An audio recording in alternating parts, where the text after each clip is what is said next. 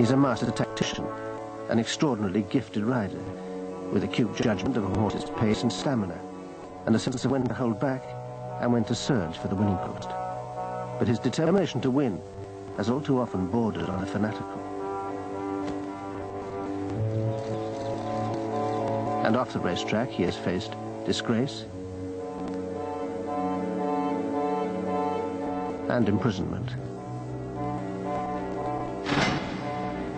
What drives this man?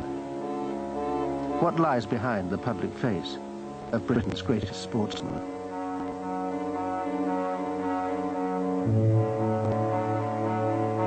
No day better illustrates the extraordinarily contradictory nature of Leicester Keith Piggott than the 1st of June 1977, Derby Day. He'd just won his greatest ever race, securing his 8th Derby victory, beating his great rival Willie Carson by the narrowest of margins. It's getting like a repeat performance every year. Leicester marvellously done. Thank you very much. You must be feeling great. It's unbelievable. 2 hours later, Piggott and Willie Carson were competing out of sight of the TV cameras in another race, the Diamond Stakes. Leicester was on Marinsky, and Carson was riding the favourite, the powerful and headstrong Relkino. I decided to try and hold him.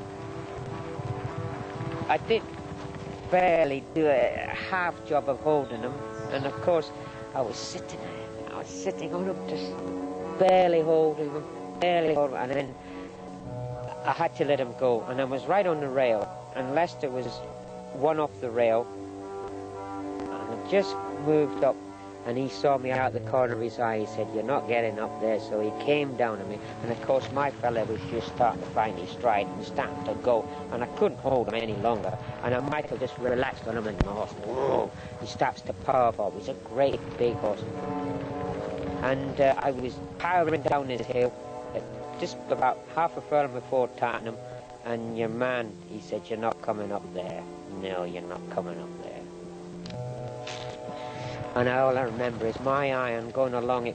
We had woodwork in those days along the rails, about 6 inches of wood, all painted white paint. And I was going along, and I could hear this, and the white paint showering up. It's like a train crashing, you know?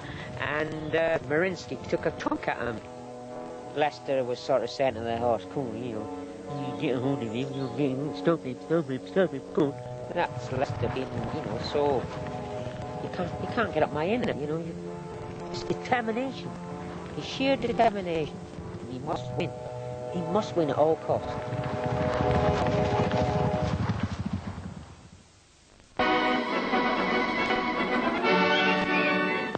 Riding on the crest of a wave is 14-year-old Leicester Piggott, son of trainer Keith Piggott. The key to the mystery of Leicester Piggott's extraordinary will to win lies in his relationship with his father, Keith.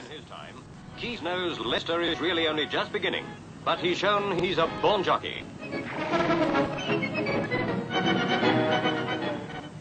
The facts are he was born as the only son of quite elderly parents.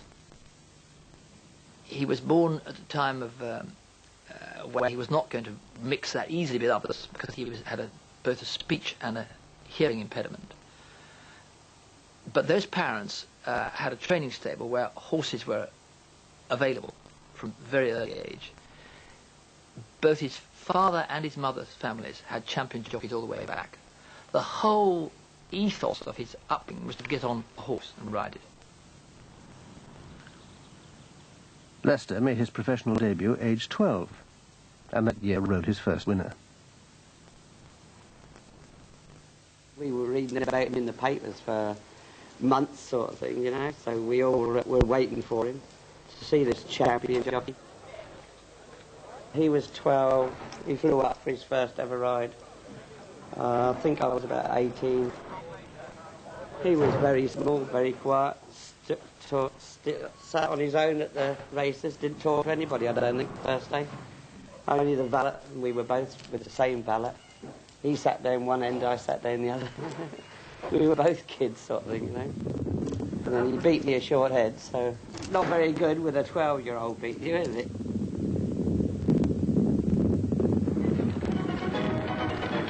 Behind Lester's success lay his father's tuition. But there was a ruthless streak in Keith. He'd been a tough jockey himself and expected the same from anyone riding for him. Well, he'd just tell you to be handy and, you know, don't let anybody get in your way, sort of thing. If they do, make sure that you get them out of the way. Keith passed these tactics on to his son. He told Lester that if anyone stayed in front of him in a race, he should ride straight into the hind legs of their horse and try and lame it. He tried to toughen him up. In boxing matches in the yard, he deliberately pitted his son against older, heavier opposition. Keith wasn't afraid of anything. You know, as a jump jockey, he wasn't the best jump in the world, but everyone said he was incredibly tough. Lester inherited his toughness, and Keith wasn't going to, you know, suggest that, oh, Lester, be careful.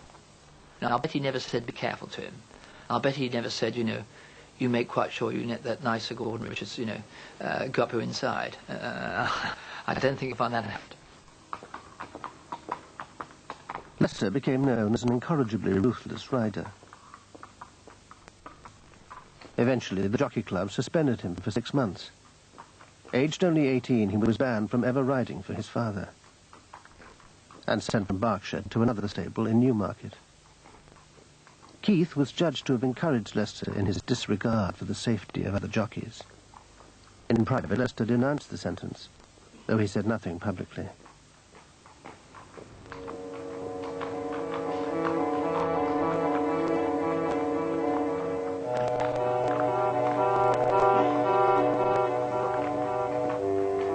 After his suspension, in 1954, Lester was taken on as a stable jockey by the royal trainer, Sir Noel Merlis.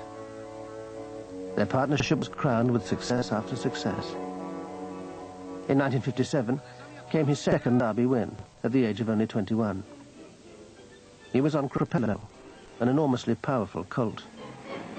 And it's Crapello! And Lester kept him tucked in until 2 furlongs out and then sliced through the field. yes, Crapello wins! The proud Sir Victor Sassoon leads in his second Derby winner in 5 years, and for Lester Piggott, it's 2 winners in 4 years. But in private, Lester was battling with another demon, his weight. He was 5'7", tall for a jockey, and his natural weight was a good 2 stones heavier than his riding weight of 8.5 stone. He allowed himself half a cup of tea a day, a few scraps of protein, but no carbohydrate, and sweated off any excess pounds in a daily sauna. His struggles with his diet grew so intense that he confided he dreamt of food as he was driven the hundreds of miles between racecourses. He always had a toasted sandwich which he took to the races with him, and literally speaking, that was all he ate, and it was just a half a toasted sandwich, and he would usually eat that as soon as he got to the weighing room or just in between the races, but that was all. He had the force of will to do it. And what you're talking about, don't forget, is declaring war on your body. You're saying, I am not a 10-stone man.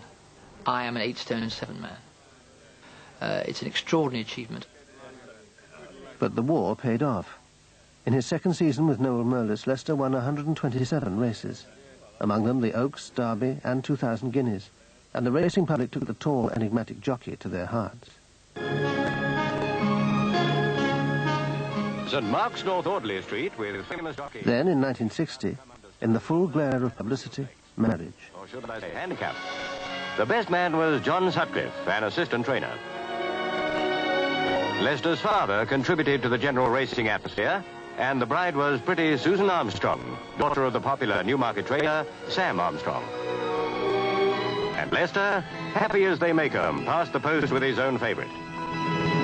But away from the cameras, a few knew that Lester was leading a very different life from the one the public saw.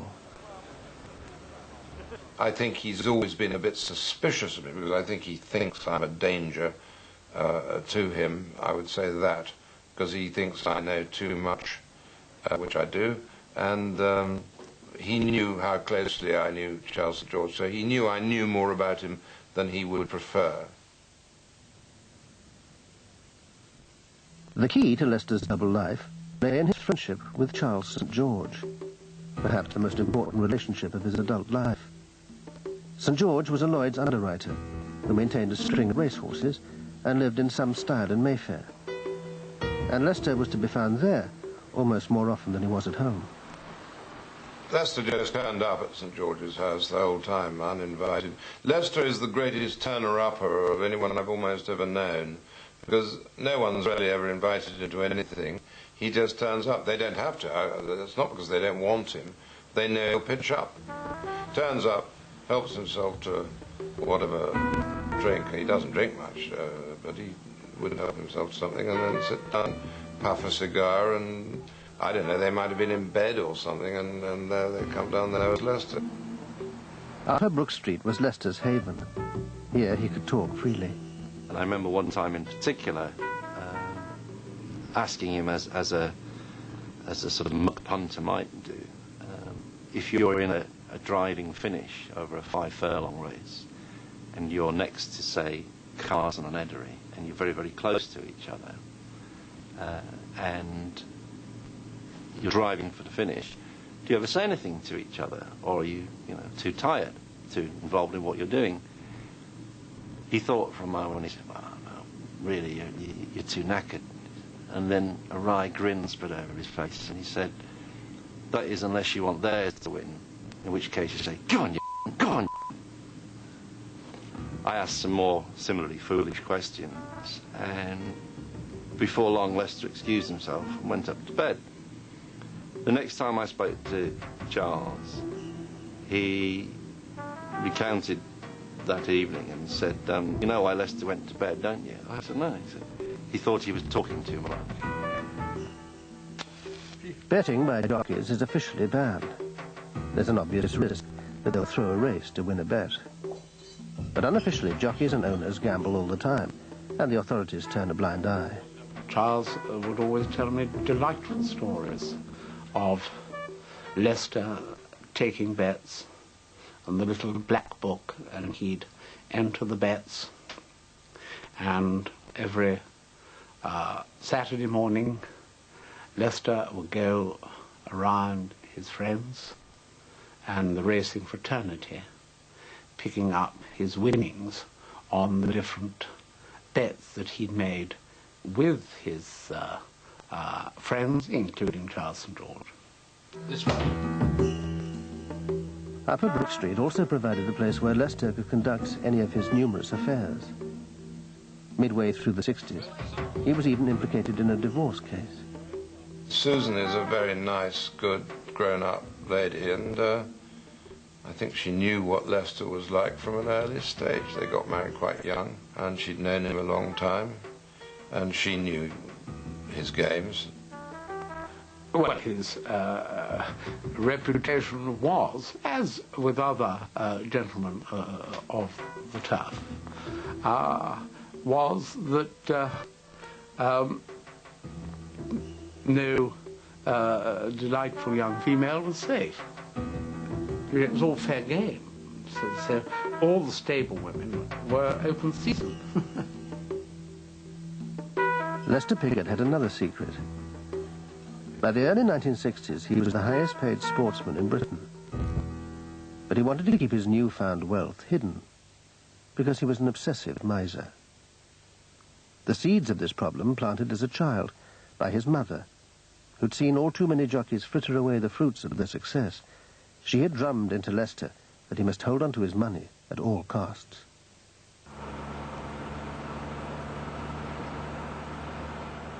People had said you're mean, and of course he made himself more mean because people said he was mean. He would always try the tricks of not paying the taxi, getting somebody to buy him an ice cream. It's all a game. He loved it. He'll take anything that's free that really would be more trouble carrying than worth it. I don't know, knives and forks and aeroplanes. It's pathetic things, but that is him. He can't help himself. It's very strange. Yeah, it's almost as if he lives in an enclosed personal society, and he does these things that shock people, but he can't help himself. I know that Bill Pyers, who used to change money for Lester in France, Lester would give him a bundle of £100 notes, 10 £10 notes, and you know how they wrapped the outside one round. Well, Bill only discovered after about the fourth lot he'd changed, but Lester always nicked 1 tenner out of it and gave Bill 90. Then when Bill went to change it, he suddenly turned around and saw Lester grinning all over his face. He thought it was funny. He'd go around the corner giggling, you know. Yeah. Of course, to me, to you, it's silly, you know. Not very funny, but to him, it was great fun. And that's him, you know. That was him. He got his pleasure out of cheating somebody out of sixpence. That was the game.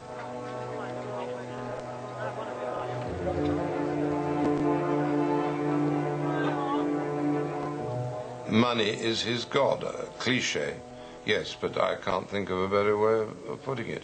Every day of his life, when Lester wakes up, I think he's thinking of how he can make some money. Lester's obsession fed his desire to win. And for now it would drive him to fame, but later, disgrace.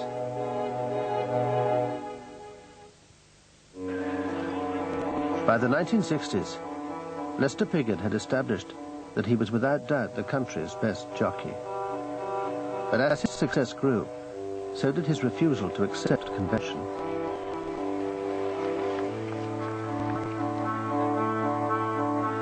There was a feeling that nobody actually had him under control. That while he had to try and respect ordinary constraints, they were only just about, and he was always about to rage against them in a way. He clearly was the bold, wild boy. In 1967, he did something practically unheard of in the racing world. He went freelance.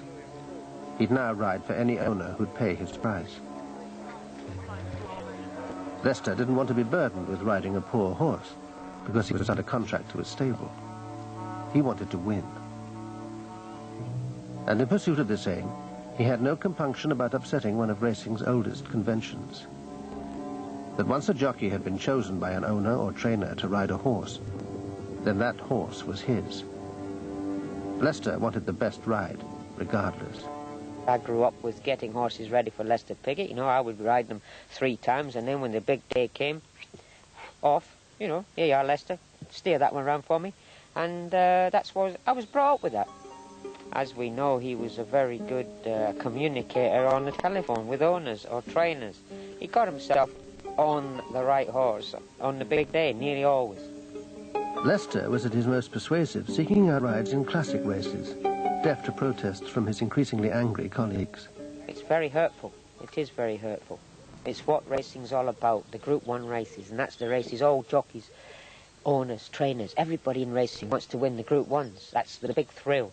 And all of a sudden, 2 days, you built yourself up for this, and you've lost it. His most ruthless unseating of a rival came when he was on the verge of claiming the record for the most classic races ever won by a jockey. The next classic was the St. Leger, and Lester had to win it. In a trial for the Leger at Goodwood, Lester was asked to take the place of a suspended jockey, Darrell McHarg, on the little-known colt, Comanche Run. But when the horse won by an extraordinary 6 lengths, Lester decided that he, not McHarg, should ride the horse in the Leger. I assumed that Darrell would ride him. I didn't even think about anything else because Darrell was a stable jockey. And until there started being sort of rumours in the press that Lester might be riding Comanche Run. And no one told me anything. And then the rumours intensified. And so I spoke to the owner, and the owner started saying yes, that if Lester was available, he wanted to have Lester on the horse. And but Lester never came round to me because he knew that it was the wrong approach to come to me, because I would have said, no, I've got a stable jockey, thank you very much, you don't ride. But going to the owner, he could soften up the owner. Lester never pleaded. Lester argued, like, you know, you got to put me on, I've ridden so many winners for you, and I'm going to retire soon, and this is my chance to break the record. He was more or less telling me. He never asked, you know, he was trying to tell me. I remember him telling me that McHarg couldn't ride a bicycle, and if I wanted to win the Leger, I better put him up on the horse. Well, unfortunately, I had then to talk to Darrell and tell him that I was really sorry, but Ivan wanted Lester to ride the horse, and there was nothing I could do. And Darrell was very, very laid back and very philosophical, and he said, obviously it hurt, but he said, okay, fine. And when the press asked him what would he be doing on that Saturday, he sort of shrugged his shoulders and said, I'll play tennis. And that illustrates Lester's wicked sense of humour, because when he was going to Doncaster, on the way to the races, it was pouring with rain, and Lester was reading the paper that Darrell had said he'd be playing tennis. He turned round to his travelling companion, and with a wry smile, he just said, he won't be doing that either, will he? A furlong to go. Comanche won and Baynoon. Comanche won and Baynoon. Comanche won from Baynoon and Crazy. Well inside the final furlong, and it's Lester Piggott going on. This one for the record, the 28th Classic, as Comanche won, wins the legend. Piggott's victory carried a price. 2 weeks later, Luca Cumani ended Darrell McHarg's contract. He was never to ride again in Britain. Lester's ruthlessness wasn't confined solely to the racetrack. One afternoon in 1976, he was being driven away from a race meeting. As I was edging out into the traffic by the lights to get back into line again, I edged myself in front of a motorist who basically objected. By now the lights had changed, 1 or 2 cars had moved, but this motorist had turned, got out of his car and gone round to Lester's side, not my side, I was driving, and he sort of half got his arm through the window to try and get hold of Lester. Whether it was because he recognised him or not, I don't know. But anyway, Lester said, come on, let's get out of here quick. So I put my foot down quick, and it was obviously Mercedes' car, and we left the junction pretty harily, going over a red light and turning left and right again and getting out of the way. The attacker's arm was jammed in the car window. Finally, he struggled free.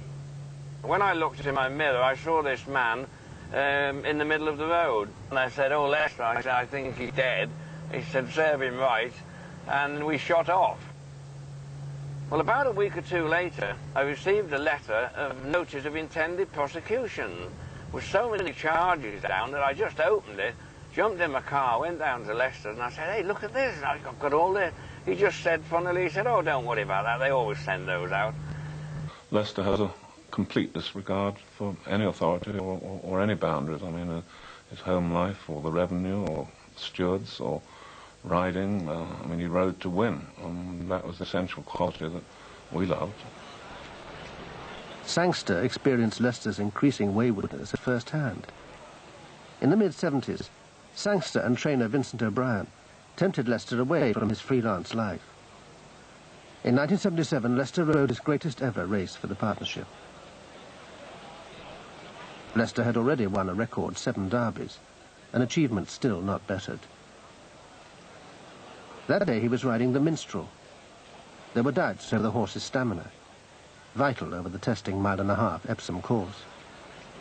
His main rival was drawn 5, Hot Grove, a pacey colt, ridden by Willie Carson. I knew I was on a horse who would stay 1.5 miles and plus 1.5 miles, and there was only 2 other horses, I thought, in the race that would stay the 1.5 miles. So my plan for that day, for that race, was to make sure it was a true run race. And they're away in the 1977 Derby Stakes.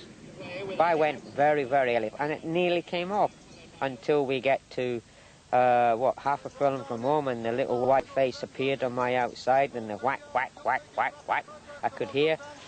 But it's Hot Grove from the Minstrel and Blushing Broom. Then Monseigneur moving into 4th. They're racing into the closing stages now. And it's Hot Grove from the Minstrel, Blushing Broom and Monseigneur. 100 yards to run in the Derby. The Minstrel's coming to challenge Hot Grove. And it's Lester Piggott and William Carson. The Minstrel on the near side, Hot Grove on the last side. And the Minstrel wins it from Hot Grove, Blushing Broom is third.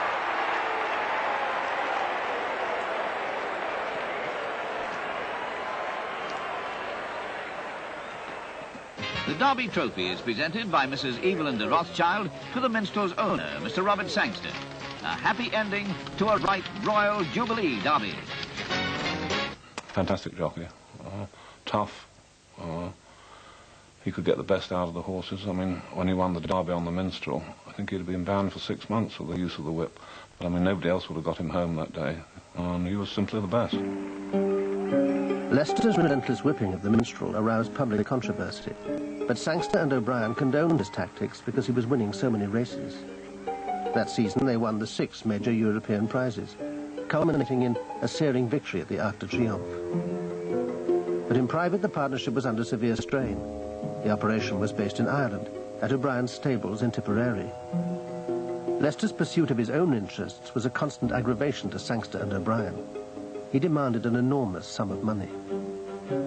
I would say he'd be on $500,000. Probably 10 times more than the Prime Minister those days. And that wasn't all Leicester wanted. Any horse that won a classic, Leicester got a breeding right in, which is the equivalent of 2.5%. And let's face it, in those days, we were syndicating horses like Stormbird for 28 million, Assert, 24 million, the Minstrel was 9 million, Alleged was about 12 million. So it's mega bucks. Him in front this time, let's see if he'll go back a bit further. Despite the millions he'd negotiated, Leicester couldn't change. He completely disrupted O'Brien's carefully planned program of gallops. Preparing a racehorse for a race is a science. A horse has to be exercised so that it's brought to peak fitness right on the eve of a race. But Leicester was only interested in finding out which horse was fastest. Vincent knew, in a way, he was wasting his breath. The top horse that Leicester was riding would just bolt off at 1,000,000 miles an hour, and Leicester would be trying to find out how good he was, according to how Leicester seemed to think he could get to the bottom of the horse. So, of course, it would absolutely wreck the gallop. Leicester was exhausting the horses far too close to major races. They wouldn't be able to perform for the jockeys due to ride them. Of course, the horses would have recovered by the date Leicester was scheduled to ride. That was a right mess up, huh? One of the balls of a bit of work. That wasn't all. As the world's top trainer, O'Brien's offices were a mine of information about horses being bought and sold, about profits to be sought out. He was found looking through the offices. I mean, Leicester is avaricious in his quest for knowledge. There's no private file that Leicester wouldn't go through, then or now, I would suspect. In public, O'Brien and Sangster said nothing. In private, they despaired of his behaviour. I think he thinks we're all fools. His erratic behaviour off the racetrack was now being matched on it. A steward's inquiry can cost a winning jockey a race. Leicester's rough riding earned him an appalling disciplinary record. Increasingly, he would try and brazen out any questioning of his tactics. I think he thought he was above being corrected. Certainly, I mean, he had a very cavalier attitude with stewards on race courses. I mean, I think he regarded them all as ignorant and inferior to him, which was true, they were. But he could tell so many different tales with a very straight face. Even when he stole that whip off the French jockey in Deauville, when he dropped his own whip and he nicked it in the middle of the race. He said, no, the jockey gave it. There was Alan Leclerc, and Leclerc can't speak a word of English. Lester m'a demandé exactement la cravache et c'est moi qui lui ai remis. Et quand Lester, après, nous avons été interviewés devant les stewards, après la course, les stewards m'ont dit, mais il nous a dit que c'était lui qui vous avait donné la cravache. C'est lui qui vous a demandé la cravache. J'ai dit, mais en quelle langue? Parce que moi, je ne parle pas un mot d'anglais et lui parle pas un mot de français. Il m'a dit, mais tu n'as pas le droit de me faire ça, tu sais pas ce que ça va me coûter. J'ai dit, mais moi, tu sais ce que ça me coûte?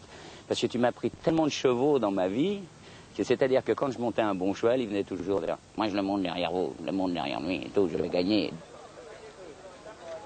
The point of these tactics was that Leicester still wanted to win as badly as ever. And he was still showing that same disregard for the safety of other jockeys, that same desire for victory at all costs. Salisbury Racecourse is not one of British racing's major venues. It's a world away from the glitz of Epsom and Newmarket. Horses come here to try out for major races. One afternoon, Lester was racing here against Willie Carson and trainee Richard Quinn. It was the Salisbury Guineas trial. It was a televised race. 100 yards from the start of the race, the rail came out to allow room for the camera, and the horses raced from the stalls, and as we approached the rail, it took us out, and the horses on the outside were still there, so the horses drawn 1 and 2 really run out of room. It was rather unfortunate, and Leicester was drawn 3. Leicester thought that Quinny was just taking a liberty, getting up his inside, and the ground was soft, you see, and we went up that far side, and the course just kinks a bit, goes that way and then comes back. Anyway, Leicester's too busy watching Quinny. You're not there. And of course he ran Quinny into the rail, and unfortunately the horse hit the rail, came down and got badly injured. Well, he actually broke his back when he came down, and he had to be destroyed. I was shaken up, and I was very disappointed because he was a nice horse and he was a nice owner. This is the worst of the accidents that have littered Leicester's career. It's an extraordinarily dangerous and reckless tactic to ride one's horse into the path of another as it surges forward at 40 miles an hour. The dead horse's owner even considered suing Piggott, but the racing authorities dissuaded him. But in the late 70s, Leicester was to find that the strength of brutality and a disregard for the truth weren't going to help him. He'd become an investor at Lloyd's of London, the world's most famous insurance market. Leicester was going to become an underwriting member of Lloyd's on my syndicate through Charles St. George's Lloyd's underwriting agency. It was supposed to be a mutual deal. Leicester's name would attract the rich of the racing world to St. George's syndicates, while Leicester enjoyed the profits of syndicate membership. For a while, the arrangement worked. The racing and sporting establishment flocked to St. George, and Leicester made a fortune. On the many occasions I met him, he was extremely quiet, so he never actually asked me any questions whatsoever. But his Lloyd's profits turned into enormous losses. Come Derby Day 1981, Leicester was still to be found at St. George's house, but in private, the relationship was under strain. St. George's Lloyd's syndicates were in trouble. There were accusations of false accounting and mismanagement. In the world of sport, St. George's acquaintances were finding out the price of friendship ran into 6 figures. Henry Cooper had to sell his Lonsdale belt to meet his Lloyd's debts. There was one exception to the suffering. Lester Piggott refused to pay a penny. Leicester left it to Charles.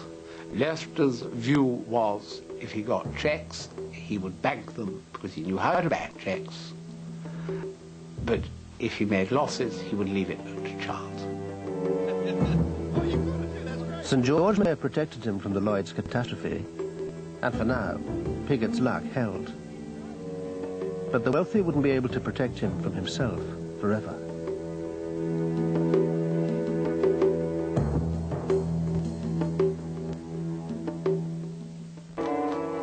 '81 didn't start well.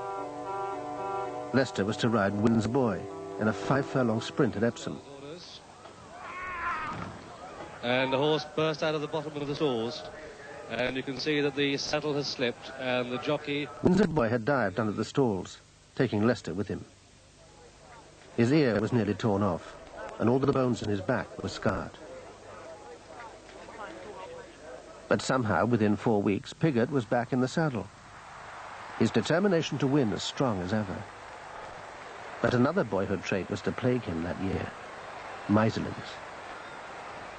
It's hard for a jockey to make, you know, that much money because with the taxation as it is in this country, and has been in the last 10 years, it's been very bad, you know.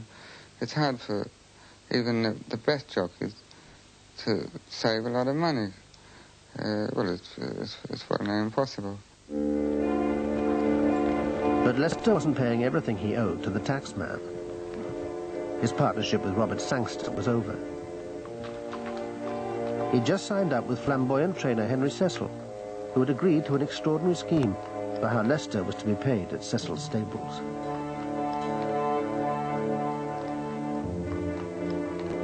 Well, he always got what he wanted. He could command rather like Richard Burton or whatever, Clint Eastwood. I mean, he commanded the best. You once said to me, who are you going to get over to ride next? Robert Redford. Every owner who had a horse with Henry Cecil was sent a letter demanding an additional secret retainer for Lester, additional percentages from horses which won races and horses which were placed in races, and on top of that, breeding rights. This was money that Lester was not going to declare to the racing authorities or to the taxman. The letter ended, "When you've read this, destroy it immediately." Henry did the stupidest thing he's ever done in his life. He wrote out this letter, and 3 or 4 of the recipients were members of the Jockey Club, which is incredible. Unfortunately for Lester, Melvin Walters was one of those who received the letter. He was in business as a horse dealer, and he was trying to get Henry Cecil to appear as a witness in a tangled court case. He saw the letter as a means of pressurizing Cecil. In 1981, his offices were at 144 Bond Street. Melvin Walters would not appear on camera. So I said, either you're going to get involved and give evidence, or I'm going to give the go-ahead for these letters to be made public. I was not anti-Piggott at all. It was Henry Cecil that I was upset with. And he wanted to bury his head in the sand and just go away. But it doesn't go away, does it? Walters decided he'd make the letter public. He contacted all the major national papers. As soon as Lester heard that the letter was circulating in the media, he got in touch with Charles St. George and begged him to help out. He did everything in his power to help Lester. Lester had done him 1 or 2 dirty tricks in the preceding period, and he completely wiped that out of his mind, and he bloody well did everything he could for Lester. On Lester's behalf, St. George and Benson went up and down Fleet Street, trying to stop the story coming out. It wasn't very difficult to go to Victor Matthews, the proprietor, and say, listen, I don't think we want this sort of stuff, but it's not for me to say. And he quite rightly said we wouldn't dream of publishing it. So it was then this material was being pumped down Fleet Street, and I had a very good friend who I think also dead, who was managing director of Murdoch's press, Bruce Matthews, and I went to him and said, I really don't think you as a racing man want this in, and he said, absolutely not, we will block it. So that ruled out the Sun and the News of the World. I ruled out the Express newspapers. The Daily Mail, the Mail Group, the Associated Newspapers, we ruled them out. They didn't want to do it because of Nigel Dempster persuaded the management not to. And I think we even got to the Mirror Group somehow. I can't remember how I did that. But unfortunately for Lester, one paper in the Mirror Group decided that the story was too good to ignore. The Sunday People. It was an obvious tax fiddle from the very beginning. The editor and I went to see Maxwell, and we sat down with him and said, look, we're going to be running this. And Maxwell, in fact, was jumping up and down in his black chair, and he even at that stage tried to write the headline for us. The People's reporters went to Newmarket to confront Henry Cecil at the imposing Warren Place. To their surprise, Charles St. George was also present at the meeting. He was very charming, very amenable, but he did say, in an attempt, I think, to stop the story entirely, he did say, where is this going to get us? What is the point of publishing all this? In spite of all the efforts on his behalf, Lester was worried that the People were still going to run with the story. He took matters into his own hands. During my inquiries, I had a call from Lester, who pretended to be a Mr. Johnson, and Lester's got this unmistakable voice, and I mean, I can't really impersonate it, but he came on like Mr. Johnson, and he was trying to find out from me how my inquiries were going. He knew that customs were involved, and he wanted to know. He was pretending to be a customs officer somewhere, and how are my inquiries going? And I think, if I remember correctly, I led him on and said they're going really fine, and in fact, you know, I think we've got enough stuff now that will put this fellow away for 20 years. And he sort of went totally silent, and then I said something like, for goodness sake, you know, Lester, you know, what are you playing at? And then he said something sort of silly and naive. He said, how did you know it was me? And I mean, it was just a nonsense. Piggott's worries were justified. The people were determined to ignore all the pleading on his behalf. I thought I'd had Fleet Street blanked out, and then I was on holiday in Barbados that January, and suddenly we had the dreadful news that the People, which is part of the Mirror Group, I don't know how it crept through, they ran a big expose on Lester and Cash and Henry Cecil. Lester announced that he would retire from racing and concentrate on a career as a trainer. But off the racetrack, more trouble. At Somerset House, the Inland Revenue were already investigating racing's private practices. The People's disclosures spurred them into action. Piggott's home was raided, and then at the last moment the tax authorities offered a private deal. If he disclosed everything and paid up, there'd be no trial. To their relief, Lester agreed. He went to his desk, took out a checkbook, wrote out 2 million or whatever the sum was, and it was passed down to the Inland Revenue, passed it down, and the man at the end of the line said, but this is not a bank that has been disclosed to us. And so there was another 2 million in another current account. Lester is sick with money and general meanness. It's like something I've never come across. Particularly as he has, of course, got a lot of money. And he can't help himself. It's compulsive. It's like a child or an animal, even. The sort of subconscious thing that compels him. In racing, he had got to really a stage whereby, however much he occasionally got contrary with authorities and people, he could always pull it back by going and doing something quite extraordinary on the racetrack, and everyone forgive him and say how wonderful you are. It's not the same. You know, racing authorities might forgive you, but inland revenues and people don't. Lester was arrested. His bail set at an enormous £1 million. Charles St. George once again came to the rescue. He and Henry Cecil stood surety to keep Lester out of jail at Christmas. In private, St. George despaired of Piggott's incomprehensible behaviour. On Friday, the 23rd of October, 1987, Lester Piggott was tried at Ipswich Crown Court. He pled guilty to 10 charges of tax evasion on income totalling £3 million. In mitigation, his counsel said his miserliness was a lifelong habit drummed into him by his parents. Piggott was sentenced to 3 years in prison. Pictures of him hustled off, handcuffed to jail, were on the front page of every newspaper.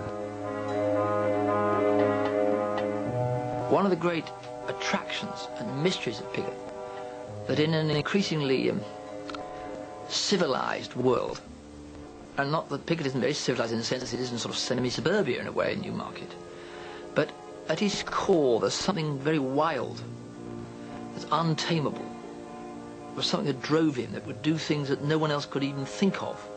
The essence of the tragedy was the wild creature was locked up.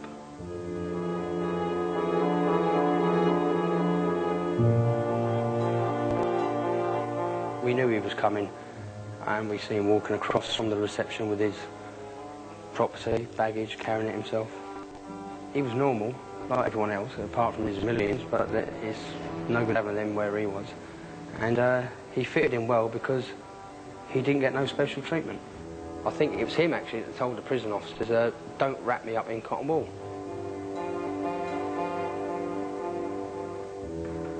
because he's got this mentality. He just shuts it out. No, nobody would like going to prison. Like it. But if anybody can handle it, that guy, he can handle anything. He's tough.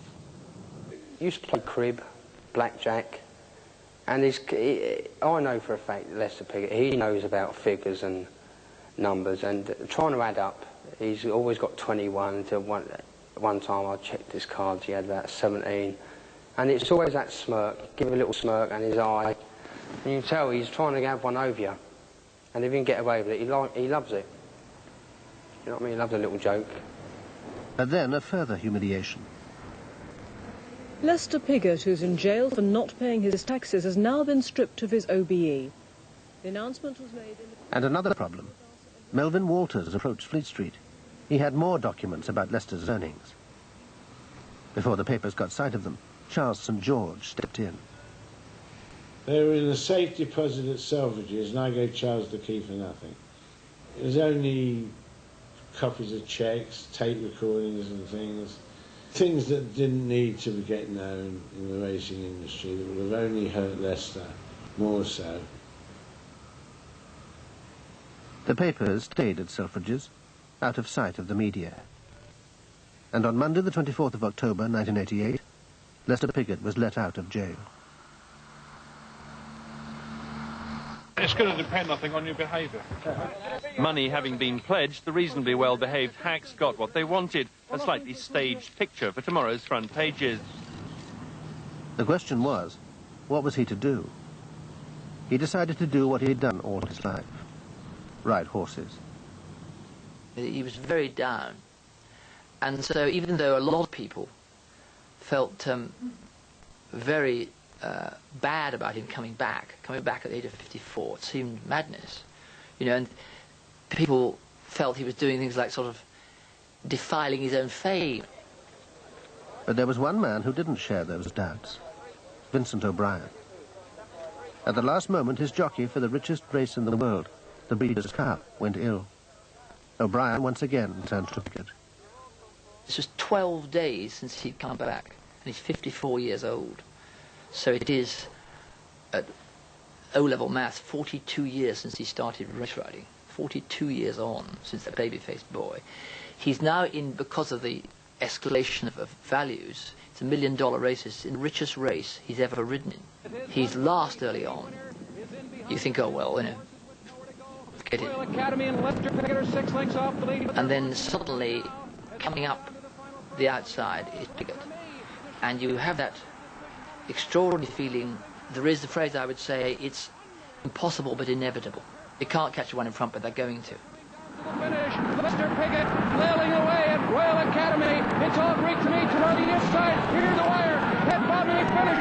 Royal Academy does it. And the living legend out of retirement, 54-year-old Lester Piggott pulls off the upset here. He wouldn't have ridden a more daring, more brilliant race at his absolute peak. And to do that joined him up with his past. He carried on riding for another 4 seasons, until he finally retired at the age of 59. But what is remarkable about Lester Keith Piggott today is how much his past still informs his present. He shows absolutely no regard for convention. He lives with his wife. But he's had a long-term affair with his secretary, Anna Ludlow. He even sold the story of the birth of their child to the Mail on Sunday for thousands of pounds. And recently paraded his son at a charity race day.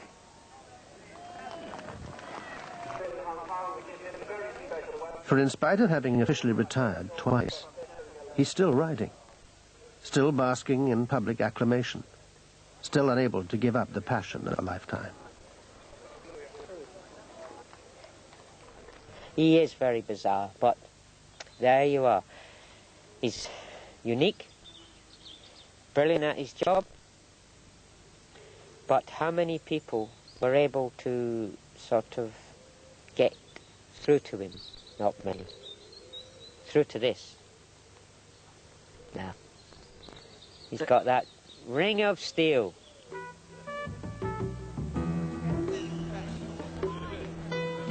Lester Piggott was approached repeatedly to appear in this program.